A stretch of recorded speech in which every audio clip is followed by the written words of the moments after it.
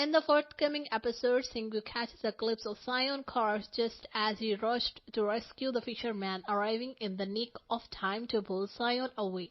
Moment before the blast erupts and the tensions tighten when he calls Heeju, who races to the hospital with panic surging through her as she sees Se-Eon in such a fragile state, and in that moment Se-Eon hears words as the truth dawned on him that Se-Eon was not keeping Heeju away but shielding her all along. And the maintain in Ashley strives trouble by provoking Se-Eon's adoptive parents with a casual remark about his resemblance, and later as Se-Eon begins to recover, he pulls Heeju aside, his voice trembling vulnerably as he admitted, "Even if I am not the Se-Eon you once knew, does it really matter?" Warping her in a hesitant embarrassing, seeking solace in her presence. But Heeju, her heart racing, resolves to uncover the truth, determined to find his real name and identity.